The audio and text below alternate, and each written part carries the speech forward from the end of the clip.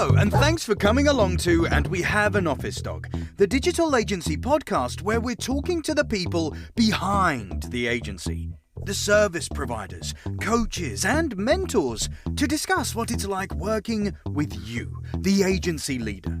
With your host, Chris Simmons, the Agency Accelerator, talking to a different agency growth partner in each episode. What they love about working with you, what they wish you knew. All will be revealed. Okay, so let us begin. Over to you, Chris. Thanks, voiceover guy. As that intro was playing, I just realised I've got the wrong person on the podcast, I'm afraid. So you're stuck with Anthony for about 25 minutes. Hey, Anthony, how you doing? I'm good. How are you, Chris? I'm great. How are you? Good. You know, intro had a smooth baseline, so I'm okay with that. Good. So tell us, first of all, who are you? Wow. Where do I start? Let's get existential. Okay. Well, I was born in Hong Kong, raised in Canada, and I moved to London. This is where I find myself. Actually, it does have a bit of relevance because in Canada, I actually spent 4 years in university studying print. And then when I moved to the UK, I was like, no one's really looking for print work. And I kept looking at this job description. It kept popping up like SEO. I was like, what is this stuff? So I had to look it up, and I kind of blagged my way into my first job. But I got my first job as SEO copywriter, and then quickly bought a book and read about what it was. Yeah, and the old Richard Branson technique. Yeah, and that's how I got into digital marketing. From there, I went to SEO copywriting to social media, which is where I am now. It was more B2C social media. I've done content for Pret a Manger and Just Eat, but now I've got my own agency, and I'm working with B2B companies on their LinkedIn content. So I know, because I see you an awful lot on LinkedIn, that your content for the audience that you're cultivating, you know, agencies, B2B companies, etc.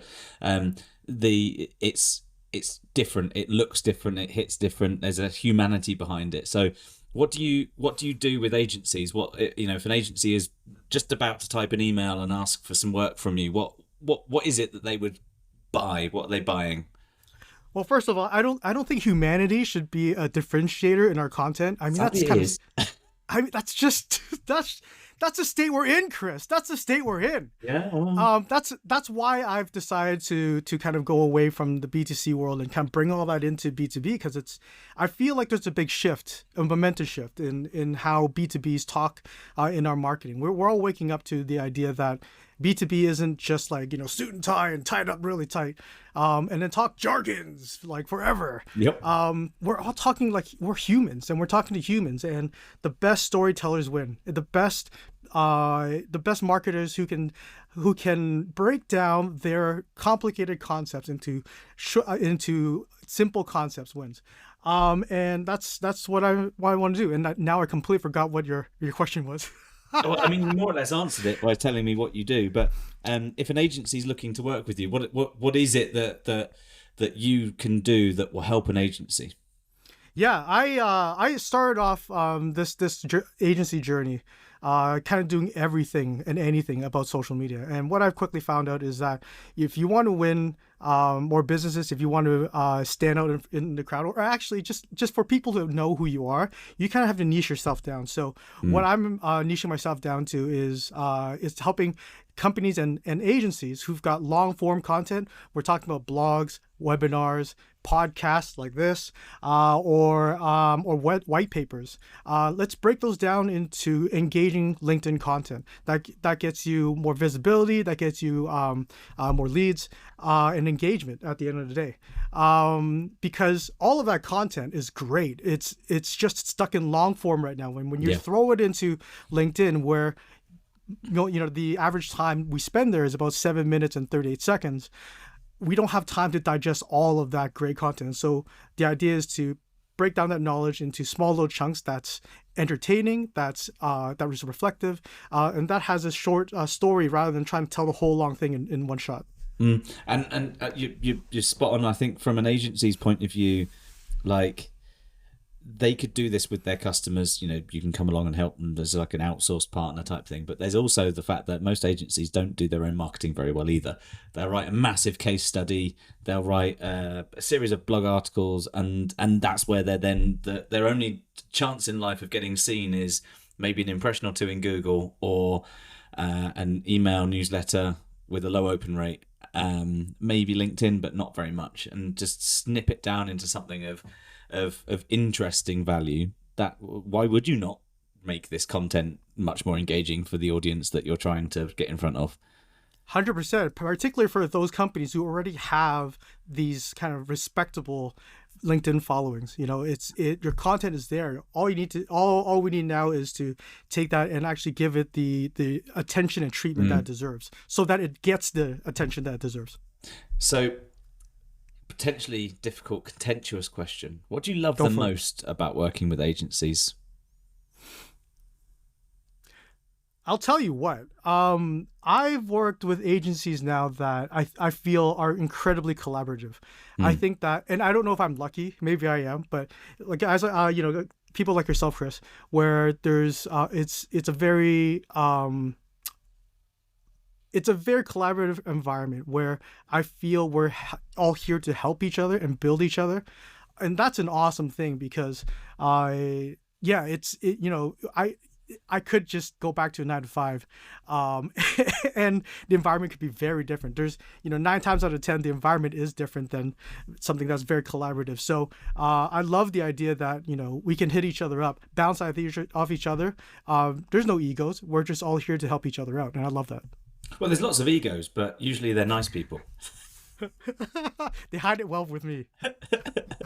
Well, I mean, the cynical thing I can say is that you're definitely wrong, and the fact that all of the people you work with happen to be nice, it's a good sign that your marketing's working. I work with lots of agencies, and the agencies that I work with, that we do the accelerator program with, they're nice people too. So my cynicism is definitely wrong. I'm just a very British person, and I quite like to find some cloud in that silver lining. Agency people are generally nice people because they have businesses which are people businesses. You have to be good at people. Absolutely. But hey, until I run into those ones that aren't, then I'm gonna keep riding that. That's fine. I mean, you're on LinkedIn, so you probably get a few emails every day. I get asked if I want. What is it? Today I've had about 17 of the "can you take X amount of qualified leads" emails on. It's like, nope, not interested. But thanks for doing manual targeted outreach that's not targeted. That's just angry Chris coming out there. Sorry, everyone. So in all the experience you've got with agencies, yourself included, the agencies that you work with, the businesses you work with, what sets the best out from the rest? What would you say, is you can tell from a mile off, like they're going to be good? I think it's been interesting. Again, off the bat, everybody's been super, super incredibly collaborative, nice, and well-intentioned. That's the key thing, right? But I do find that the best people to work with in this kind of area has two things. One is a solid idea of who the brand is. They don't necessarily have to have like a brand strategy or like a 9-step whatever. But they do have a very good sense of who they are, why they're there, what their brand, how their brand's supposed to behave. And that's been helpful, because if that's not in place, then it becomes very hard to try and write into a style that's very you. Oftentimes that's probably where a lot of the hardest work is I'll create something and then be like, oh, it doesn't sound like us, but I have no idea what us sounds like. So that is hard. So yeah, go ahead. Just to jump in on that. So there's a lot of agencies that know themselves. There's a lot of agencies that don't. How do you? If I'm running an agency now and I'm kind of going, am I doing this right? Am I speaking in the right voice? Am I saying the right things? What would you kind of look for that would kind of help you go, here's where you should start, or you're not quite hitting the mark? Because loads of these agencies, they've got great names, good branding, good logo and everything like that, but they're not taking 30 leads a day and not getting super excited about all of the goings on in the industry because they're just kind of moving along. How can you be one of those people that you said are doing the best job? Ooh, okay. I think there's a second part to the best job actually is actually to start to create content in general, because I think that, as you would know, it's hard to create content. It's easy to sit in front of a mic maybe, or even across somebody and talk, but to kind of formalize that into content, it becomes a little harder. It's kind of weird, but that's what happens. So those two things I think are key. But in order, if you don't already have your brand in check, I think that there's two ways to go about it. One is to get professional help. That sounds awful, but you know what I mean. I don't mean mentally, but I mean no. You find an agency accelerator called the OMG Center if you have these troubles. Yes, of course. Those guys are amazing. Yeah. Highly recommend. Yeah. You come to a guy like Chris and you go to the OMG Center and you get help with finding yourself, finding your brand and what you mean. And it's so easy to brush that off as, oh, it's fluff. But once you realize who you are, your content changes and the ability to attract other people changes. I feel like there's two groups of people. There's the type of people who don't believe in it and will always forever swear by, every time I spend X, Y has to come back. But branding is one of those things where if you invest in, it's a long ball game. And when you win the long ball, even when times are tough, in the short haul, you'll win the long game. So yeah. I firmly believe that. Yeah, I mean, branding is the kind of thing which is it's the underlying tone of voice that people use when you're not in the room. So it's that, your marketing is your outward kind of impression and everything like that. But your branding, when you've done it right and you're speaking in the same language and you're saying genuinely like who you are and what you do, inauthenticity kills it if you don't have it. So then when you're not in the room and people are saying, oh yeah, that agency's great because, or have you heard of person X in that agency? And their tone of voice follows the brand and the way that that brand explains itself as well. 100%. I think that the worst thing, I had a friend who said, the worst thing anybody can say about you is, oh, what about that Anthony guy? What's he like? And if anybody goes, oh, he's nice, that's like an insult, because that was the only thing they could think of to describe you. And that's the same for an agency. It's like if somebody goes up to an agency and goes, what's it like working with them? And if they're like, they're okay, it's not good enough. That doesn't stand out.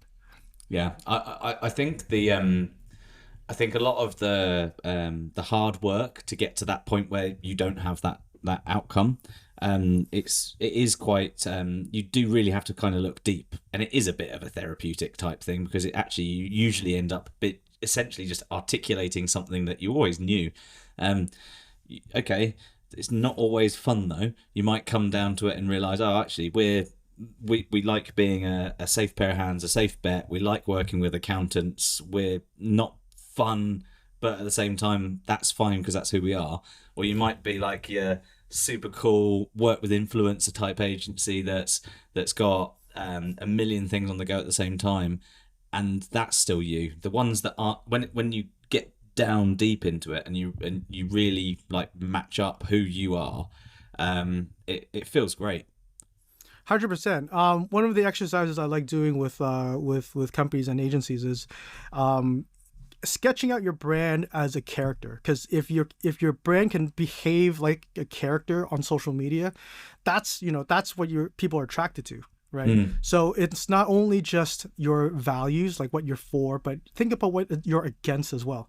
If you're against If you're against content being thrown to LinkedIn and nobody liking it or nobody engaging with it, that's what I'm against. And how do I, as a brand, respond to that? Am I angry? Am I silly about it? Am I helpful? Think about that. And I think that if you can get write your brand as a character as visual as you can visualize it, almost like you visualize, let's say, Wednesday Addams. When you think about Wednesday Addams, you know what makes her tick, you know how she behaves, you know what she likes and doesn't like. If you can get to that level, that's pretty cool. Yeah. And that's when it's really easy to get people to come and work for you in your agency, because they know what they're buying into, as a client as well as a member of staff. And I've often seen that some of the best agencies, people will almost all speak in the same tone of voice. There's accidental values that these people have and accidental similarities these people have because they've bought into that kind of the persona part of the brand because it just fits them. So, when you go to an interview, the employer will see a bit of them in reflection and vice versa. And when you've got loads of people that you're interviewing or loads of people that you're trying to win in a pitch against, you're going to want to go with what's familiar, what feels good, and if that happens to align with you, that's great. I don't think there's very much point in going through all this effort though, Anthony, if you then go after clients that don't fit you. No, the whole point is like people like people. Gosh, I have to figure that out better. But people Content guy, right? Put that on the t-shirt. Like people like people. But like minds attract like minds. And it's okay to not be loved by everybody because what I do, is not for everybody. And I know that. And I think it's better that I know that than to try and win everybody over. And that's okay. And it's the same for every agency, is that we're here with a set of values, a set of skills that are going to be for certain people. And it's not going to be for everybody. But if you can find your values and you're able to express them and make them succinct, that's going to attract people that also share the same values. But until you do that, it's going to be hard for them to know where to find you and how to find you. Absolutely. So if you suddenly became magic and you had a magic wand and there's only one thing that you could do to change in all agencies across the land, what would it be? Magic wand! You've got a magic wand, that's all you've got? Oh, again, so far it's been working with agencies has been wonderful, and I think that just that collaborative spirit I think has been great. It's really hard to say what to change, but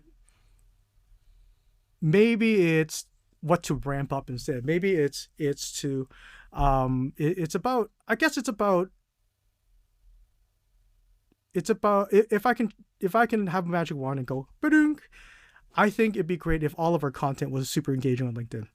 Yeah. I think we have this understanding that LinkedIn isn't just a place where we throw out content as a PR exercise or as a tick box exercise, and it's that if we can all recognize that there are these rich, valuable relationships that we can build on LinkedIn, not just personally but as a company, we would treat our content differently. We would treat our clients' content differently because it's priority. If your client has 10, 20, 30,000 followers on LinkedIn and they have like 10 likes and 5 of those 10 likes are from their own employees, it's not reaching the people it's supposed to reach. So why are we accepting this as status quo, and why is that okay? I think it shouldn't be okay. That's what I would change. And I think that, my suspicion is that it's not high on people's priorities right now, which is why when you see, LinkedIn pages right now, it's very low in engagement. But I think that this is also where the opportunity is that the first people who wake up to it are the ones that can reap the benefits. Yeah. Well, I mean, it's a good thing to wave your magic wand on. Hopefully, in the other recordings that I do with other partners, they've got something equally as valuable to offer. Because I've got a lot of these recordings to do, and if they all say the same thing, it's gonna be really boring. I mean, you can then just make a supercut. It'd be great.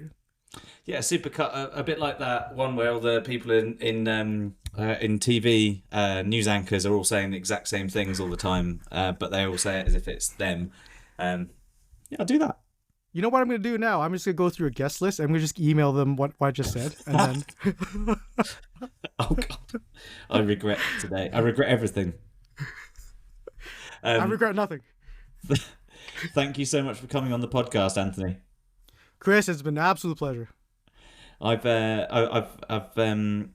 enjoyed the energizing chat about LinkedIn content, which that seems like an oxymoron, but it's not.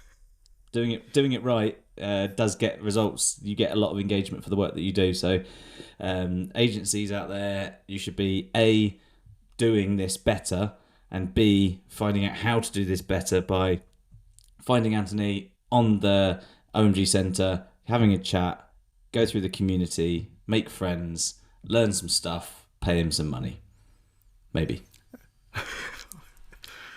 Pay Chris first. Let's go. Let's get the OMG. Thanks so much for coming on, mate. All right. Thank you for having me, Take care. Chris. All right. Bye.